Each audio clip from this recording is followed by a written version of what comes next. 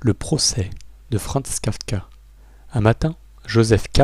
est arrêté sans savoir pourquoi. Rien de spectaculaire, pas de menottes, pas d'uniforme héroïque, juste des messieurs polis qui lui signifient l'évidence d'une faute inconnue. Voilà, le procès. Un roman inachevé où t'étais précisément à la place pour que rien ne s'éclaire. K court d'escalier en couloir, découvre des tribunaux qui prolifèrent dans des greniers étouffants, des juges invisibles, des greffiers suants, et surtout des règles qui changent au moment où l'on croit les comprendre. L'avocat Huld l'épuise plus qu'elle ne l'aide. Lenny le séduit comme on distrait un malade. L'oncle affolé le pousse à faire quelque chose, et le peintre Titorelli lui expose la vérité clinique du système. L'acquittement réel n'existe pas. Il n'y a que des reports, des simulacres, des filets dont on resserre les mailles. D'un chapitre à l'autre, Kafka filme au ralenti la fabrication de la culpabilité.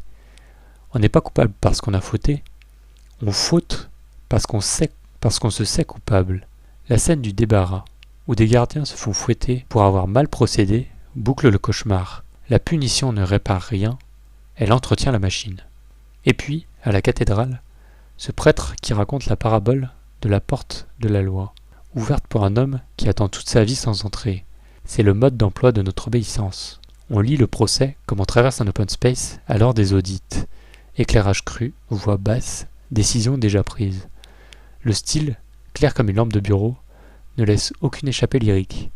D'où la terreur, et oui, un comique glacé, celui de l'absurde minutieux.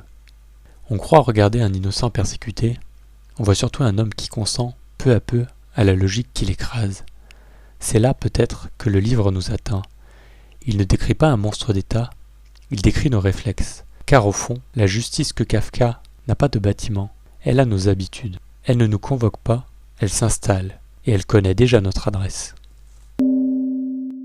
Retrouvez le lien pour commander le livre en version papier ou audio dans la description.